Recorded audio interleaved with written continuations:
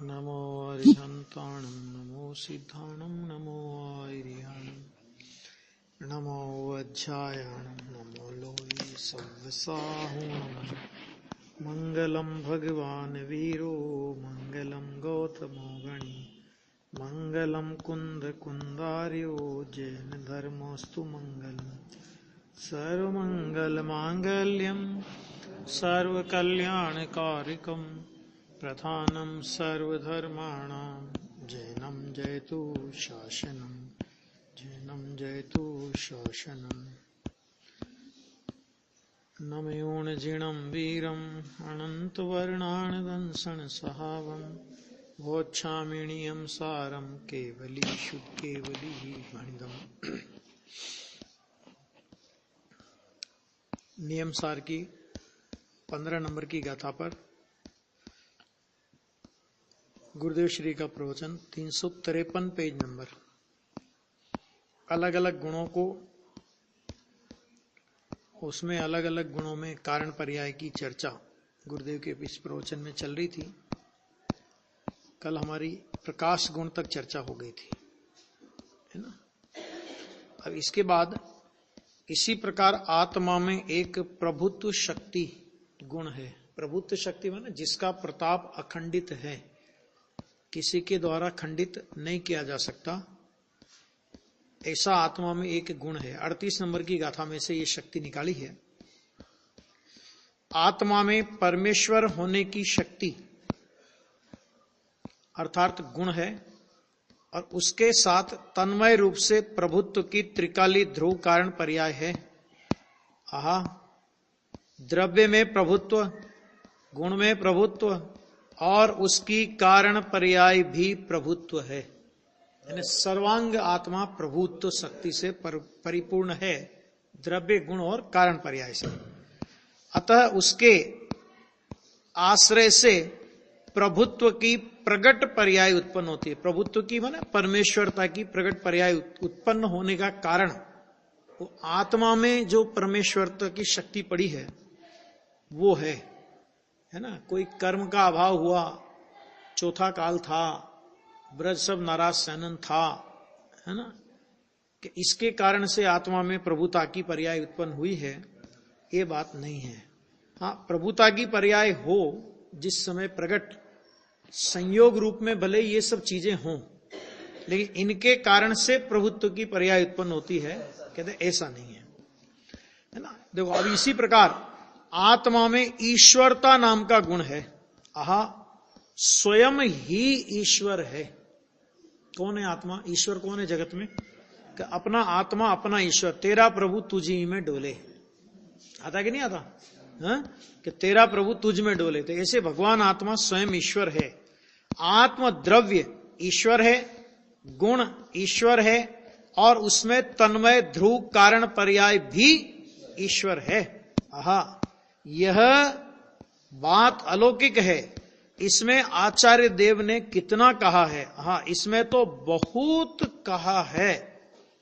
चारों ओर से बात देखने पर ऐसा लगता है कि बहुत कहा प्रभु, बहुत कहा।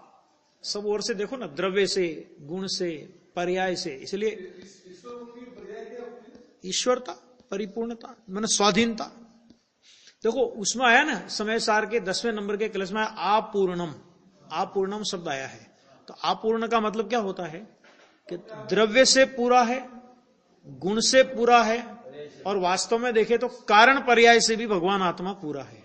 ठीक है, प्रकट पर्याय में भले ही अल्पता हो, लेकिन उस अल्पता की कोई कीमत नहीं है। क्यों नहीं है कीमत? क्योंकि वो अल्पता, अपूर्णता, अशुद्धता, विकृति एक समय मात्र की है, और उसके सामने भगवान आत्मा अनादि अनंत, द्रव्य से पूरा, गुण से पूरा, कारण पर्याय से पूरा। द्रव्य से शुद्ध, गुण से शुद्ध, कारण पर्याय से शुद्ध, है ना, पूरा का पूरा। इसलिए यहां पे कहते हैं बहुत का, जैसी वस्तु है उसकी वैसी अमाप विशालता कर दी है, कि जिसका कोई माप नहीं कर सके, है ना, ऐसी विशालता कर दी है।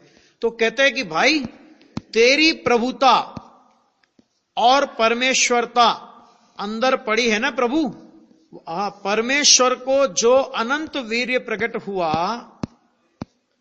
वह कहां से प्रकट हुआ? अनंत बल प्रकट हुआ ना, तो अनंत बल कहां से प्रकट हुआ?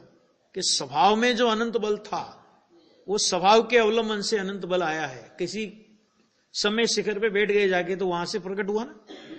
समय शिखर से मोक्ष हुआ तो समय शिखर ने मोक्ष कराया। समय शिखर में मोक्ष कराया तो डोली वाले रोजाना चढ़ते उतरते, वो कीड़े मकोड़े भी होते हैं वहां, तो नहीं होती, हरियाली भी होती। वो से लोग बोलते हैं समय शिखर की हरियाली भी बहुत भाग्यवान है। मैंने कहा वाह वाह भैया, देखो फिर तो निगोदिया की सिद्धालय में निगोदिया वो भी भाग्यवान होंगे, क्योंकि सिद्धों को छूके रहते हैं, वो उनके पेट में रहते हैं उनके प्रदेशों में उनकी अवगाहना है। अरे कोई क्षेत्र विशेष से कुछ मतलब नहीं है, अंदर में भाव की निर्मलता प्रकट हो, बस वो मुख्य कार्यकारी है, वो मुक्ति है। क्या बाहर में से प्रकट हुआ है कि नहीं?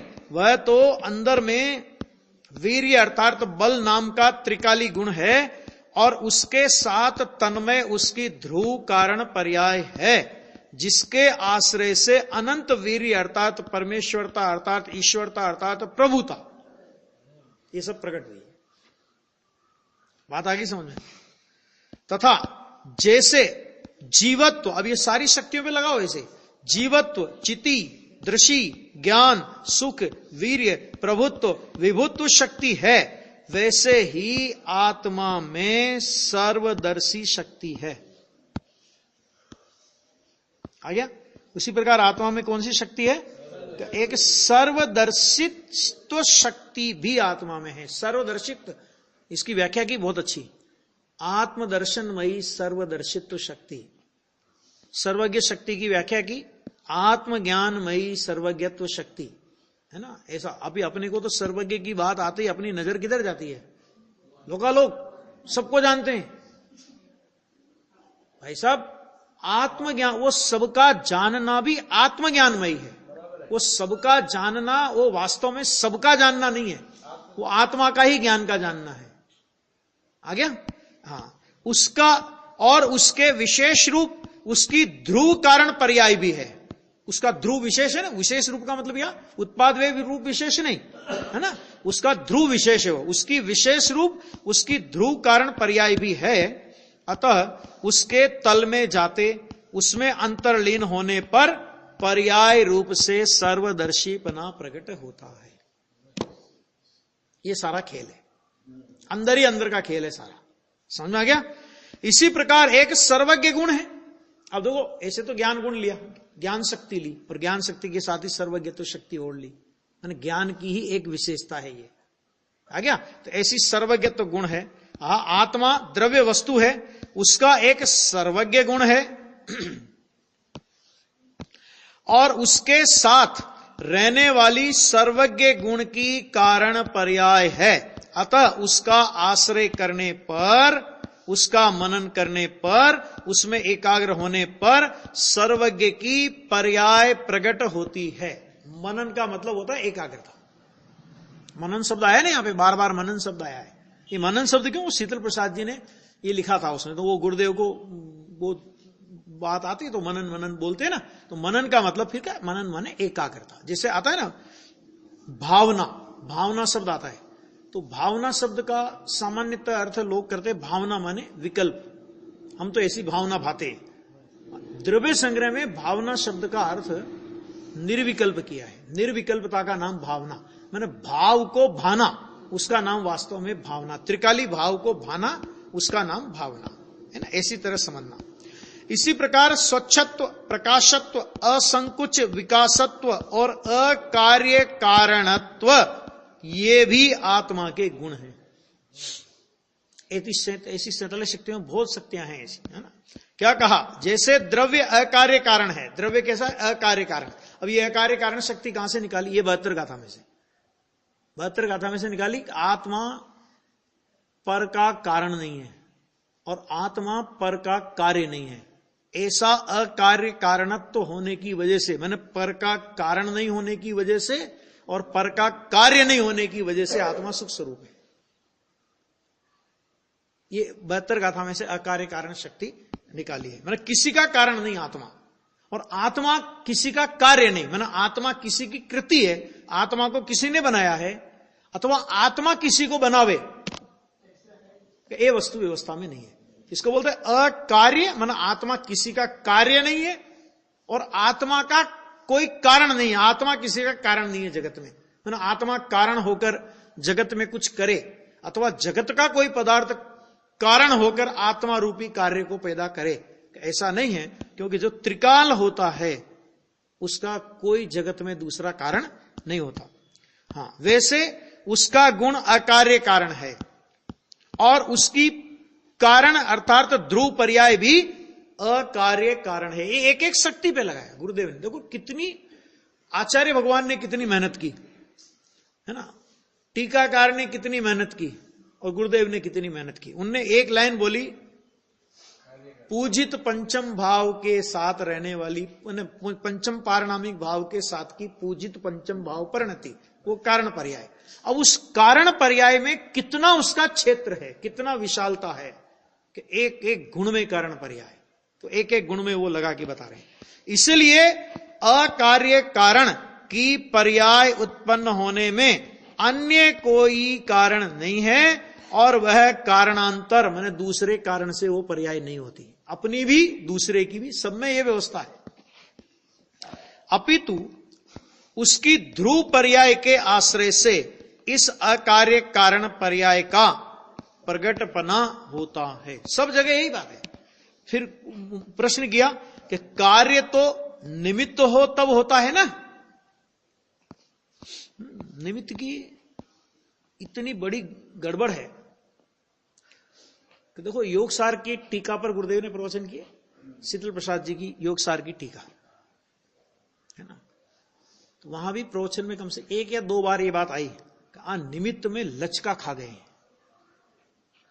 टीका पे प्रवचन गुरुदेव मैंने वो स्पष्ट कौन सामने है वो नहीं देखते, फिर वो किसने लिखा वो कुछ नहीं मतलब है, अगर निमित्त में लचका खा गए हैं। निमित्त आवे तो थोड़ा वो रहता है लोगों को, अंदर से भाषा में बोलना और अंदर से उसका पक्ष छूटना, वो जमीन आसमान का अंतर है। अपन लोग बोलते तो अपन लोग ये समझते हैं कि हम निमित्त को कर्ता नहीं मानते, हम ये समझते हैं, हमारा भ्रम है। अभिप्राय में निमित्त का कर्तव्य छूट जाए तो सम्य दर्शन हुए बिना नहीं रहता। अभिप्राय में निमित्त का कर्तव्य रहे और सम्य दर्शन हो जाए, ऐसा तीन काल में नहीं होता। तो सम्य दर्शन नहीं है ना, तो एक गड़बड़ नहीं है, सारी गड़बड़ है। कोई कहेगा भाई इतनी तो हमने बिल्कुल इतनी मान्यता तो हमारी सही हो गई है, अब इतनी थोड़ी सी गड़बड़ है अभी, इसलिए मिथ्या दर्शन, ऐसा नहीं होता। भाषा में विकल्प में बात आना अलग बात है और उसका अभिप्राय वैसा बनना है ना, तो निमित्त में कर्तृत्व का अभिप्राय हमारे अंदर से नहीं जाता है। भले भाषा में नहीं बोलेंगे अपन करता है ऐसा, भाषा में नहीं बोलेंगे, लेकिन अभिप्राय में पढ़ा है। क्योंकि नहीं पढ़ा हो कि नहीं पढ़ा हो तो सम्यक तो लाओ, सीधी सी बात है कि नहीं, ऐसा नहीं है प्रभु, क्योंकि आत्मा में अकार्य कारण नाम का त्रिकाली गुण है। आज से नहीं है ये गुण, त्रिकाली है। स्वभाववान द्रव्य का ऐसा ही अकार्य कारण रूप स्वभाव है और ऐसा ही ध्रुव त्रिकाली और पर्याय का भी स्वभाव है।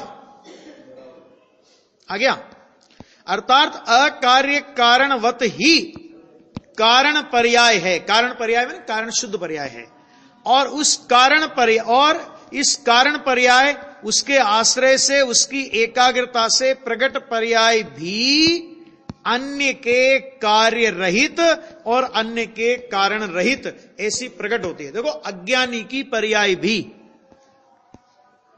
वास्तव में पर का कार्य नहीं है और अज्ञानी की पर्याय भी पर को कारण नहीं है।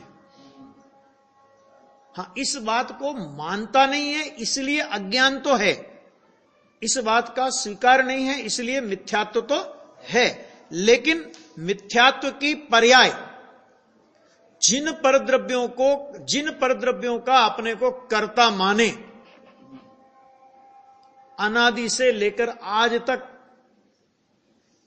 एक भी परद्रव्य का, अणु मात्र भी परद्रव्य का कर्ता कोई पर्याय हुई हो ऐसा नहीं होता। अज्ञानी की पर्याय भी, ज्ञानी तो मानता ही नहीं। अज्ञानी मानता है ना, तो वो मानता है तो भी उसकी पर्याय पर का कर्ता नहीं है, मतलब पर का कारण नहीं है, और उसकी पर्याय पर का कार्य नहीं है। किसी से उसकी पर्याय हुई ऐसा नहीं है, और उसकी पर्याय किसी को उत्पन्न करे, किसी का कारण बने, ऐसा नहीं है। अज्ञानी में भी ऐसा है। क्यों? क्योंकि अज्ञानी तो इस वस्तु व्यवस्था को नहीं मानने का नाम है। पर का कारण होने का नाम अज्ञानी नहीं है, या पर का कार्य होने का नाम अज्ञानी नहीं है। कार्य कारण नहीं होने पर भी कार्य कारण की मान्यता का नाम अज्ञान है। ये है। आ गया? देखो,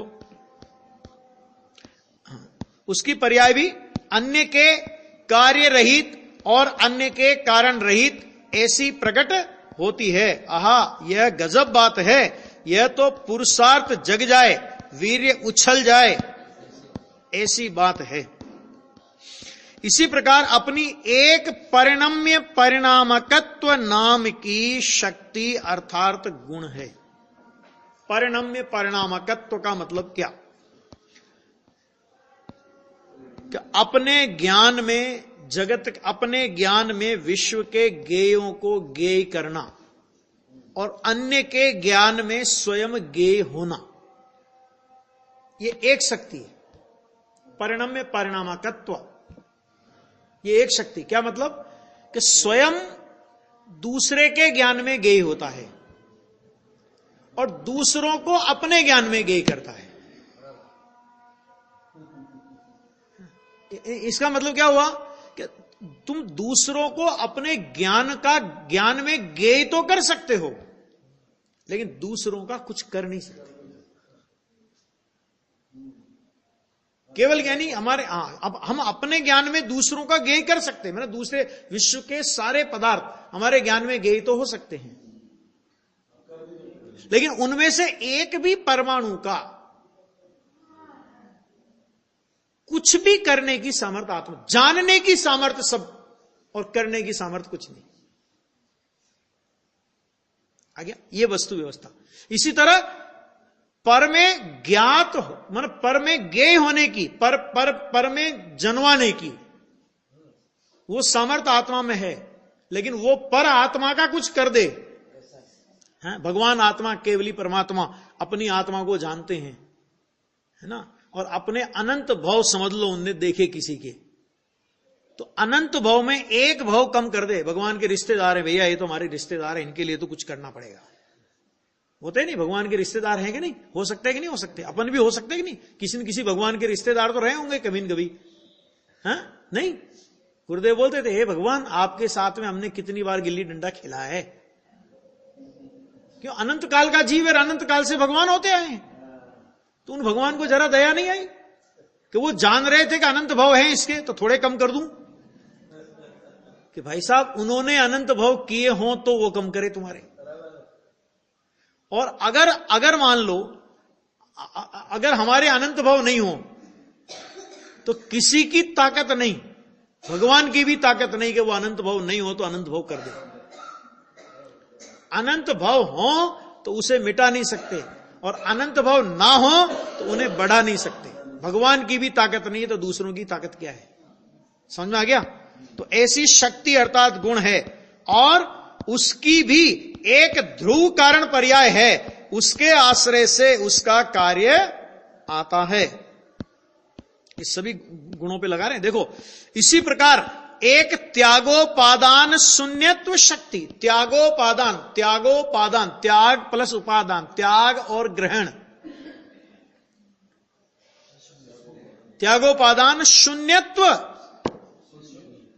पर के त्याग से और पर के ग्रहण से भगवान आत्मा त्रिकाल शून्य है। अज्ञान में मैं पर का ग्रहण करता हूं और मैं पर का त्याग करता हूं, ऐसा अज्ञानी ने माना। लेकिन अज्ञानी भी किसी रंच मात्र किसी पर वस्तु का न तो आज तक ग्रहण कर सका और न आज तक त्याग कर सका। क्यों? क्योंकि जब आत्मा ग्रहण ही नहीं करता तो त्याग किसका करेगा वो? ग्रहण करे तो त्याग करे, और अगर आत्मा जड़ का ग्रहण करे तो ग्रहण करने के लिए उसे उस रूप होना पड़ेगा। तो जड़ का ग्रहण करने के लिए, पुद्गल का ग्रहण करने के लिए आत्मा को पुद्गल रूप होना पड़ेगा, अर्थात आत्मा के अस्तित्व का नाश हो जाए। तो रोटी ग्रहण करता है कि नहीं करता आत्मा? हाँ? नहीं करता। तो फिर उपवास में रोटी छोड़ता है कि नहीं? हाँ? हाँ? छोड़ता है? नहीं छोड़ता उपवास में। मुनिराज वस्त्र तो छोड़ते हैं ना? नहीं छोड़ते वस्त्र, वस्त्र वाले होते हैं मुनिराज। हाँ? कि भाई साहब एक वस्त्र का धागा भी मैंने त्यागा, ऐसा जिसने माना, मुनि की बात तो छोड़ो, मिथ्या दृष्टि है। तो फिर मुनिराज के वस्त्र रहे ना शरीर पे, कोई तकलीफ थोड़ी है। जब ग्रहण नहीं करते तो छोड़ते भी। भाई साहब शरीर पर वस्त्र का रहना और नहीं रहना आत्मा के अधिकार की बात नहीं है। और जब मुनि दशा होती है तब सहज ऐसी व्यवस्था होती है कि सहज ही वस्त्र छूट जाते हैं। आत्मा ने छोड़ा, ये चरणान योग की भाषा में व्यवहार से कहने में आता है। वास्तव में आत्मा वस्त्र के एक वस्त्र का भी ग्रहण करने वाला या छोड़ने वाला नहीं है। लगा ना? त्यागोपादान शून्यत्व। अपन तो बात बात में मैंने ये छोड़ दिया, मैंने ये छोड़ दिया, मैंने ये छोड़ दिया, मैंने ये छोड़ दिया। तूने ये अभिमान छोड़ा कि नहीं छोड़ा कि मैंने ये छोड़ दिया? छोड़ने का अभिमान। राग द्वेष का त्याग भी नाम मात्र है। 34 नंबर की गाथा में है, प्रत्याख्यान है ना। तो उन्होंने कहा कि राग का त्याग कहना वो भी वास्तव में तो नाम मात्र है। क्यों? क्योंकि एक समय का राग जब तुम्हारी पकड़ में आएगा तो असंख्य समय हो जाएंगे। जिस राग को तुम छोड़ने की बात करते हो तो असंख्य समय पहले छूट गया। तो हुआ क्या? तो अपनी आत्म स्वभाव की दृष्टि करने पर नए राग की उत्पत्ति नहीं हुई। तो उत्पत्ति नहीं हुई तो उसने राग को छोड़ा, ऐसा बोलने में आता है। अरे जब राग का भी छोड़ने वाला आत्मा नहीं तो परद्रव्य का छोड़ने वाला, परद्रव्य का ग्रहण करने वाला तो आत्मा हो ही नहीं सकता। इस प्रकार त्यागोपादान शून्यत्व शक्ति अर्थात गुण है। आहा, पर का त्याग और पर का ग्रहण ऐसा आत्मा में शून्यत्व है। क्या बोलेंगे? कर्म का ग्रहण किया, कर्म को छोड़ दिया, अज्ञानी कर्म 70 कोड़ा। अरे क्या होगा फिर इस पूरे कर्णान योग का? तो कुछ नहीं होगा। निमित्त नैमित्तिक संबंध के सारे कथन हैं, व्यवहार ने से किए गए कथन हैं। ऐसा है नहीं कहा जाता है, निमित्त की अपेक्षा से कहा जाता है नहीं। तो वो कहते शून्यत्व है। आहा, ऐसा ही उसका स्वभाव अर्थात त्रिकाली गुण है। देखो, पर का ग्रहण त्याग नहीं कर सकता ऐसा गुण तो है, लेकिन पर का ग्रहण कर सके ऐसा कोई गुण बताओ आत्मा में।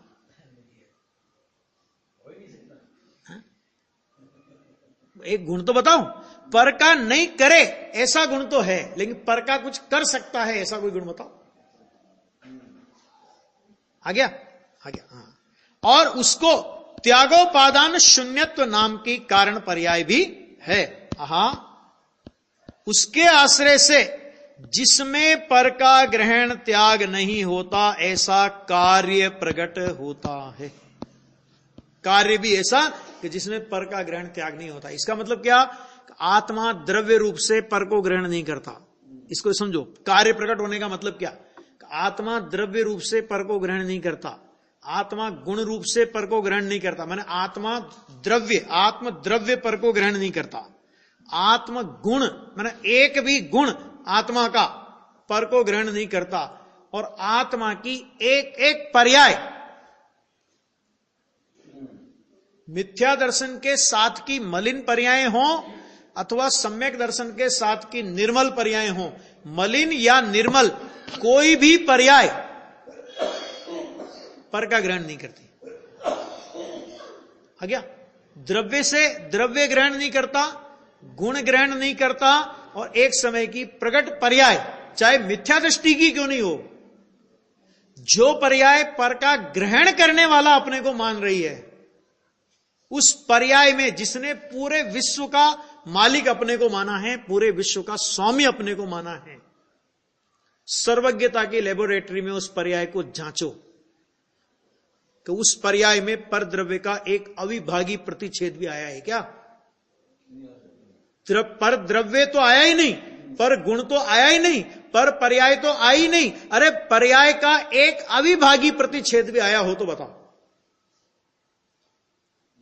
बोलो। ज्ञान में पूरे लोकालोक के आकार, ज्ञेयाकार जिसे बोलते हैं ना ज्ञान, कि ज्ञेयाकार ज्ञान, सारा विश्व मानो ज्ञान में आ गया। उस ज्ञान की पर्याय को लेबोरेटरी में ले जाके जांच करो, उस पर्याय में क्या निकलेगा? विश्व का एक परमाणु, एक अविभागी प्रतिच्छेद भी उसमें निकलेगा कि उसमें ज्ञान ज्ञान ज्ञान ज्ञान ज्ञान ही निकलेगा, है ना? क्यों? क्योंकि वो जानना भी ज्ञान रूप है। ज्ञेयाकार तो जैसा इधर आकार है वैसा उधर पदार्थ है, अथवा जैसा उधर पदार्थ है वैसा इधर ज्ञेयाकार है। इसलिए वास्तव में उसे ज्ञेयाकार बोला तो जाता है, लेकिन उसमें ज्ञेय का एक भी आकार नहीं, ज्ञेय का कुछ भी नहीं आता उसमें, ज्ञान की पर्याय में कुछ नहीं आता। जिस ज्ञान की पर्याय में सारा विश्व, जिसके लिए शून्य नए और अशून्य नए कहा, कि शून्य नए से देखोगे तो कुछ नहीं है, और अशून्य नए से तो मानो ज्ञान पर्याय, मानो जहाज में जैसे आदमी भरे पड़े हैं, ऐसे ज्ञान की पर्याय में सारा विश्व भरा पड़ा है।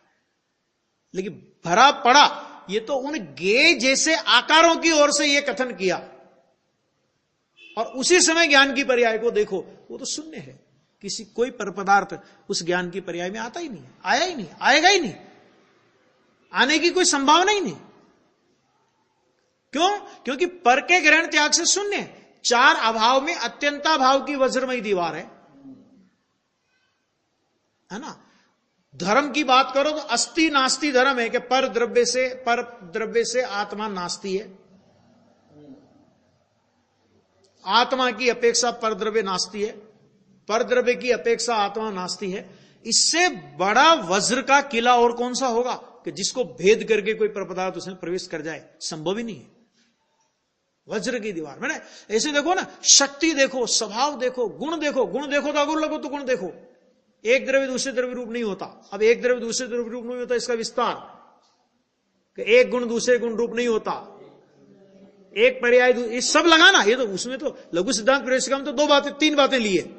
एक द्रव्य दूसरे द्रव्य रूप नहीं होता, एक गुण दूसरे गुण रूप नहीं होता, अनंत गुण बिखर कर अलग अलग नहीं हो जाते। इसमें और भी बहुत सारी बातें लगेंगी। एक द्रव्य दूसरे द्रव्य रूप नहीं होता, एक गुण दूसरे गुण रूप नहीं होता, एक पर्याय दूसरी पर्याय रूप नहीं होती, एक प्रदेश दूसरे प्रदेश रूप नहीं होता, अरे एक अविभागी प्रतिच्छेद दूसरे अविभागी प्रतिच्छेद रूप नहीं होता अपने में ही। तो दूसरों की बात तो कहां रह गई? अविभागी प्रतिच्छेद तक जाएगी बात तो। अनंत अविभागी प्रतिच्छेद होते ना, सबसे ज्यादा अविभागी प्रतिच्छेद होते केवल ज्ञान में, ठीक है? उसमें भी एक अविभागी प्रतिच्छेद दूसरे अविभागी प्रतिच्छेद रूप नहीं होता। तो तुम दूसरे द्रव्य को अपने रूप और अपने को दूसरे रूप करने की बात करो, कहते आई कहां से बात है? जरा सूक्ष्म बात है। अब अज्ञानी तो जहां बाहर में किंचित पर का त्याग होवे वहां मैं त्यागी हो गया ऐसा मानता है, परंतु भगवान तेरा स्वरूप ऐसा नहीं है। नियम सार में एक शब्द का प्रयोग किया, स्वधर्म का त्यागी है। क्या शब्द का प्रयोग किया? अज्ञानी किसका? अज्ञानी त्यागी है? हाँ बिल्कुल त्यागी है। किसका त्यागी है? तो उन्होंने कहा स्वधर्म का त्यागी है। अज्ञानी का मिथ्यात्व सफल या निष्फल? अज्ञानी का मिथ्यात्व, अज्ञानी का अज्ञान, अज्ञानी के राग द्वेष सफल हैं। काय के लिए? कि संसार में भटकने के लिए। लिखा प्रवचन सार में लिया, अज्ञानी की क्रिया सफल, ज्ञानी की क्रिया निष्फल। कि ये क्या हुआ साहब? अज्ञानी की क्रिया सफल? हाँ, संसार में भटकना है उसे, इसके लिए वो सफल है। और ज्ञानी को संसार में नहीं भटकना, इसके लिए उसकी जो विकल्प होते हैं ना कदाचित, वो संसार में भटकाने के लिए निष्फल है। भटका ही नहीं सकते उसे, अनंत संसार में परिभ्रमण करा ही नहीं सकते उसे। आ गया? ये कह रहे हैं यहां पे बापू, यह तो तेरा भ्रम है, क्योंकि आत्मा में पर का ग्रहण त्याग हो ही नहीं सकता, ऐसा ही उसका स्वभाव है। ठीक है, अब कौन बताए ये बात?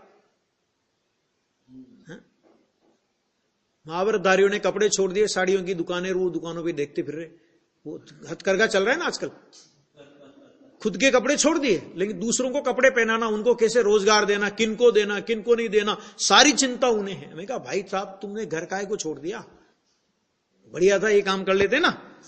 लेकिन वो अभिमान है ना, त्याग का अभिमान। और फिर त्याग, अब क्या देखो होता क्या है कि सम्यक दर्शन के बिना आत्मा की अनुभूति तो है नहीं, तो टिकेगा कहां जीव, टिकेगा कहां? तो टिकेगा कहां? तो फिर ये इस तरह के गोरख धंधे सूझते हैं।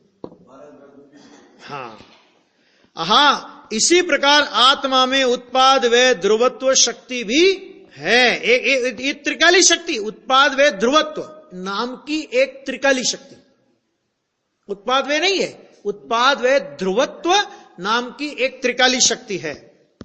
और साथ ही उत्पाद व ध्रुवत्व की कारण पर्याय भी रही हुई है, और उसमें से उत्पाद व रूपी कार्य प्रकट होता है। गजब बात है। यानी एक एक गुण पे लगा के क्या बताना चाह रहे हैं कि आत्मा में ऐसा कोई गुण ढूंढ के लाओ कि जिसे पर की अपेक्षा हो। क्यों नहीं है? क्योंकि उस गुण के प्रकट कार्य का कारण उसमें त्रिकाल विद्यमान है, जो कारण पर्याय के रूप में है। देखो इसी प्रकार इसमें सभी शक्तियां आती है। अरे सट कारक की शक्तियां भी इसमें आती है, कर्ता, कर्म, करण, संप्रदान, अपादान और अधिकरण, ये सट कारक की शक्तियां हैं। ये आत्मा में कर्ता नाम का गुण है, और उसकी कर्ता नाम की ध्रुव कारण पर्याय भी है, अतः उसके आश्रय से कर्ता रूप कार्य प्रकट होता है। ऐसे सम्मेलन अद्भुत बात है। अभी कितने ही पंडित विरोध करते हैं, परंतु बापू जरा मध्यस्थ होकर सुन तो पता चले कि यह सत्य है। उस जमाने में ये 71 के प्रवचन है ना, तो चलता था। जयपुर खाने तत्व चर्चा भी हुई थी, और उसमें ज्यादातर प्रश्न यही थे, निमित्त संबंधी और एक क्रमबद्ध पर्याय संबंधी। क्योंकि निमित्त करता नहीं, गले उतरे नहीं बात लोगों को। तो देखो भाई, ये तेरे हित की बात है, अतः तू इनकार मत कर। प्रभु जहां वस्तु ही ऐसी है, वहां तेरे अस्तित्व में ही ऐसा है, वहां अब तू क्या करेगा? अर्थात इसको माने बिना कोई उपाय नहीं है, ये करना पड़ेगा तुझे। ये जैसा वस्तु का स्वरूप है, वैसा वस्तु के स्वरूप को स्वीकार करना ही अनंत कष्टों को मिटाने का एकमात्र उपाय है। वस्तु स्वरूप बदलकर, वस्तु स्वरूप को अपनी मान्यता के अनुसार करके आज तक किसी जीव का कल्याण हुआ हो, ऐसा एक भी उदाहरण नहीं है। आ गया? जिन ने भी अपनी आत्मा का हित किया ना, वस्तु स्वरूप को समझकर उसके अनुसार वर्तन करके किया है। वस्तु स्वरूप नहीं बदलेगा, अज्ञानी को बदलना पड़ेगा। जब भी बदला है, अज्ञानी बदला है, अज्ञानी बदल करके ज्ञानी हुआ है। आज तक इतने अनंत जीव मोक्ष में चले गए, वस्तु स्वरूप नहीं बदल सके। और देखो एक बात और समझ लेना कि सत्य वस्तु स्वरूप को स्वीकार करने वाले की, परिणमन करने वाले की तो दुर्लभता है ही, लेकिन सत्य को सुन करके उसकी हां करने वाले लोग भी जगत में दुर्लभ होंगे। क्योंकि भाई साहब 6 महीने 8 समय में 608 को मोक्ष जाना है, और निगोद जाने वालों की लिमिट नहीं है। निगोद में भी लिमिट है, आने की लिमिट है, जाने की लिमिट नहीं है कि कितने लोग निगोद जाएंगे, लेकिन मोक्ष में जाने वालों की लिमिट है। तो स्वाभाविक है, उसमें कौन सी बड़ी बात है। इसी प्रकार आत्मा में करण में भी क्या बहुत बड़ी गलती चलती है। करण माने साधन के बात तो बिल्कुल ठीक है। आत्मा तो ऐसा ही है, आत्मा का स्वभाव तो ऐसा ही है, लेकिन इस आत्मा को प्रकट करने के लिए कोई साधन। ये श्रीमद जी के यहाँ गुरुदेव गए थे अगास आश्रम में, तो गुरुदेव का प्रवचन हुआ। गुरुदेव तो अध्यात्म की बात करने वाले, और उधर सब वो साधन, मतलब श्रीमद को भी ढंग से नहीं समझ सकते लोग। तो उन्होंने प्रश्न, एक गुरुदेव बोलते थे कि मारवाड़ी आयो, मारवाड़ी। उसने कहा कि साहब वो बात आपकी बिल्कुल सही है, लेकिन इसका कोई साधन, इसका साधन माने हम ये भक्ति करें, हम ये करें, फलाना करें, ऐसा करें, वैसा करें, कोई साधन? कि बापू ये साधन नहीं है, ये साधन नहीं है। आ गया? आत्मा में करण नाम का गुण है और उसमें तन्मय रहने वाली कारण रूप कारण पर्याय भी है। उसमें तन्मय रहने वाली कारण रूप करण रूप, हाँ करण रूप कारण पर्याय भी है। कारण पर्याय में कारण शुद्ध पर्याय, इसलिए उसके आश्रय से करण माने साधन प्रकट होता है। आहा, किसी निमित्त के आश्रय से अथवा व्यवहार के आश्रय से साधन प्रकट नहीं होता। हम क्या मानते हैं, भगवान की कृपा हो जाए जरा, बोलते ना मैंने तेरे ही भरोसे आदिनाथ सागर में नैया डाल दी। तो आदिनाथ ने पूछा, आदिनाथ ने क्या कहा? आदिनाथ ने क्या कहा पता है? आदिनाथ ने कहा कि बेटा तेरी नाव गारंटी से डूबेगी, मैं कह रहा हूं। क्यों? क्योंकि तूने मेरे भरोसे डाली है, तो मैं तेरा कोई नाविक थोड़ी हूं, है ना? कि मैंने ये कहा कि तू मेरे भरोसे नाव डालना, एक द्रव्य दूसरे द्रव्य के भरोसे है, मैंने ये कहा है कि मैंने ये कहा कि एक द्रव्य दूसरे द्रव्य का करता धरता हरता नहीं है, तो तूने मेरे भरोसे डाली, तो मैं क्या करूं उसमें? तेरी नाव गारंटी से डूबेगी, क्योंकि तूने भगवान के भरोसे डाली है। भरपूर सुखी कर दोगे तुम, यह सोचे सन्मुख खड़ा रहा। मतलब ठीक है, तो करना नहीं होगा, चलना नहीं होगा, निमित्त ऐसा होता है, ऐसी साधन अवस्था हो, ऐसी वीतरागता हो, तो वहां उसके अनुकूल रूप निमित्त कैसा होता है, उसका ज्ञान वहां पर कराया। और उसमें यह है कि अगर उससे उल्टा हो तो निश्चय है अंदर में, ये सोचने की आवश्यकता नहीं रहती है। इसलिए ऐसा नहीं है कि कोई अनुयोग बेकार है। चरणानुयोग ने ज्ञान कराया, मुनिराज का ज्ञान कराया, श्रावक दशा का ज्ञान कराया कि 4 हाथ जमीन देख करके चलने वाले मुनिराज होते हैं। ये चरणानुयोग बोलेगा 4 हाथ जमीन देख करके चलने वाले, मैंने शरीर को चलाने वाले हो गया ना। द्रव्यानुयोग कहेगा आत्मा शरीर को चला नहीं सकता। अभी कैसे संधि बैठे कि देखो, मुनि दशा में जब किसी भावलिंगी संत को तीर्थ वंदना, गुरु वंदना, जिनेन्द्र मंदिर की वंदना या कोई मुनिराज के समाधि मरण आदि का ऐसा प्रशस्त प्रसंग हो, आहार दान आदि के लिए, आहार के लिए भी जाना हो, ऐसा कोई प्रशस्त प्रसंग हो, तो मुनिराज को चलने की क्रिया कैसी होगी, उनको विकल्प कैसा होगा? यदि चलने का विकल्प आएगा तो 4 हाथ जमीन देखकर चलने का विकल्प आएगा। ऐसा मुनिराज की भूमिका के आश्रव तत्व का स्वरूप है। और उनको चलने की क्रिया होगी ना, तो 4 हाथ जमीन देख करके चलने की क्रिया होगी, ऐसा उनकी भूमिका में अजीव तत्व का स्वरूप है। आ गया? अब मान लो बातें करते हुए चल रहे हैं किसी से, है ना, ऊंची गर्दन करके इधर उधर देखते हुए चल रहे हैं, तो जैसा मुनिराज की भूमिका में अजीव तत्व का स्वरूप कहा वो नहीं पाया गया। जैसा आश्रव तत्व कहा, मैंने आश्रव तत्व 4 हाथ जमीन देखकर चलने का विकल्प, इतना मंद आश्रव है उनको, और ऐसा नहीं है ना, इसका मतलब आश्रव की तीव्रता है। मैंने अयत्नाचार पूर्वक चल रहे हैं, तो अयत्नाचार पूर्वक चलने का विकल्प तीव्र आश्रव है कि मंद आश्रव है? तीव्र आश्रव है। और जहां ऐसा तीव्र आश्रव हो वहां मुनि दशा के योग्य शुद्धता नहीं हो सकती। इसको बताने के लिए वो है, प्रतिबिंब है इसका। एक एक में घटित करो ना, कोई अनुयोग, सारे अनुयोग वीतरागी संतों ने लिखे और सारे अनुयोग भगवान की दिव्य धुनी में आए, है ना।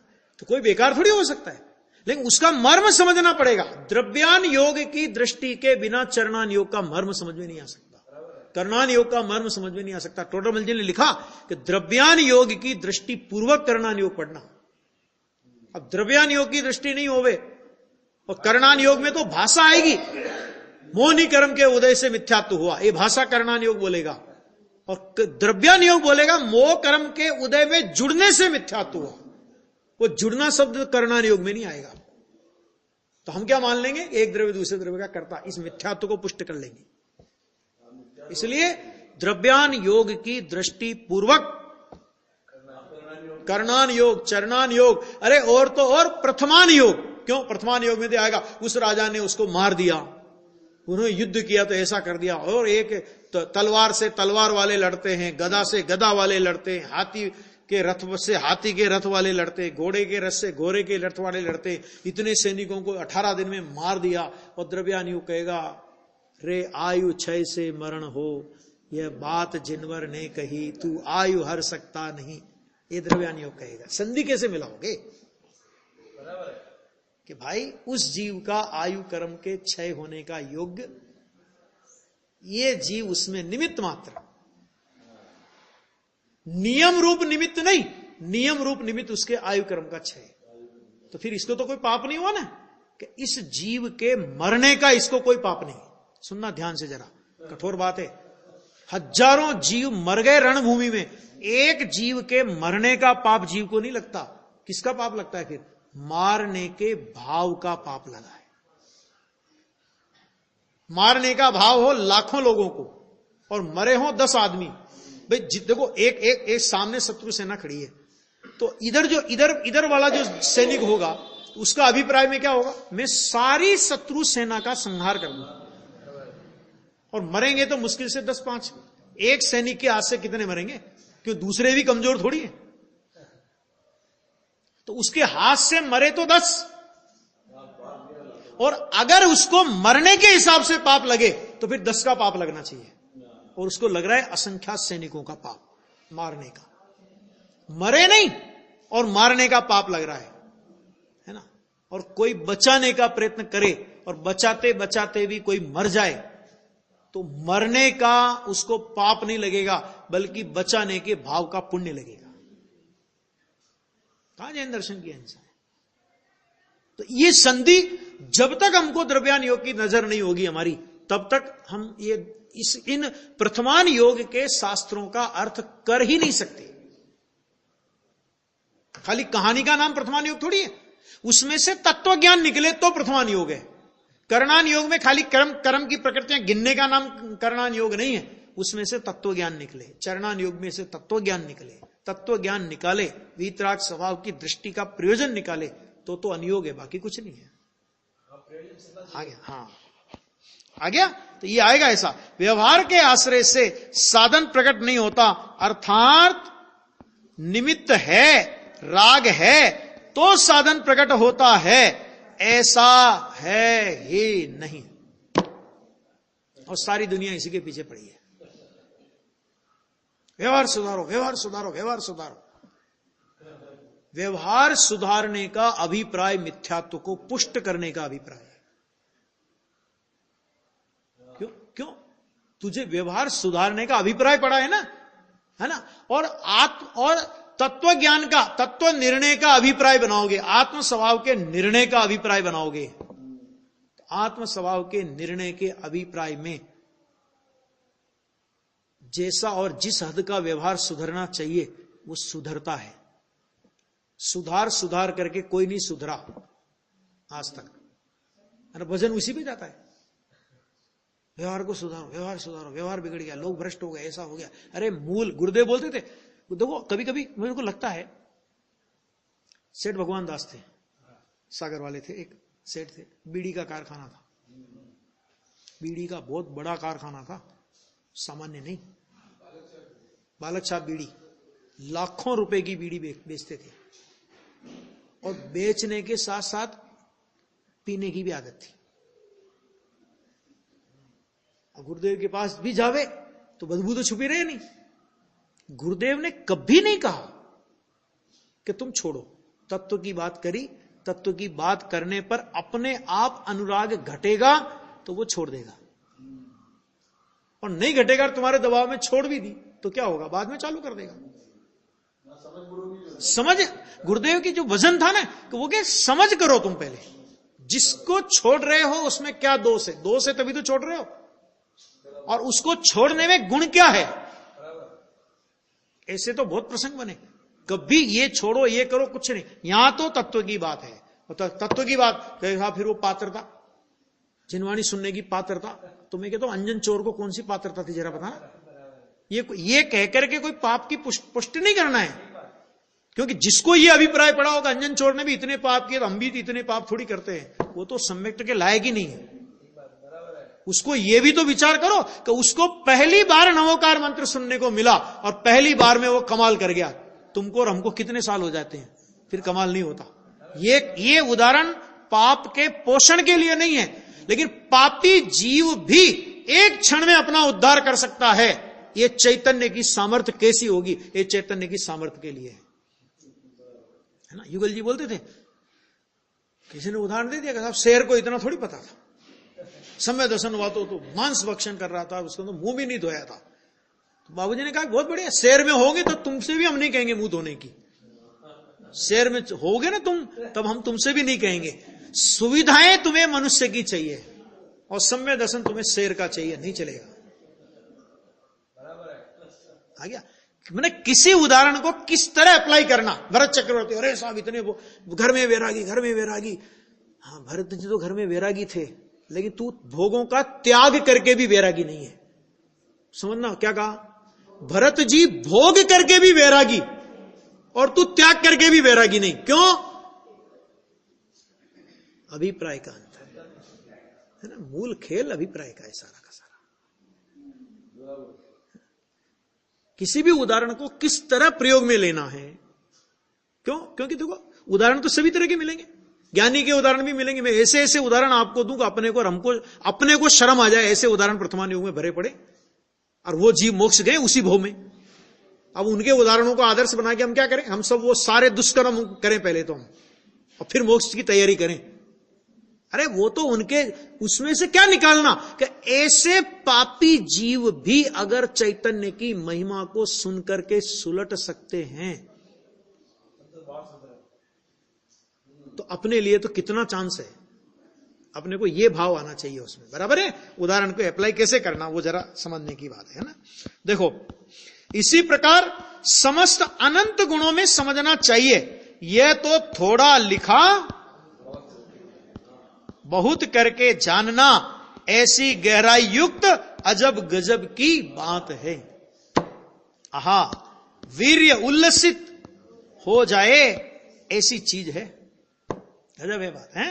देखो ये अब समय सार में पर्यायार्थिक नय को गौण करके उसे असत्यार्थ कहा। इस कारण पर्याय को भी गौण करके असत्यार्थ कहा है, ऐसा नहीं है। क्यों नहीं है? क्योंकि वहां उत्पाद वे पर्याय को गौण करके असत्यार्थ कहा है। ये उत्पाद वे पर्याय नहीं। अब वो विषय पे दूसरे विषय पे आए। समय सार की 11वीं गाथा। अरे हो गया टाइम, चलो इसको सुबह लेंगे।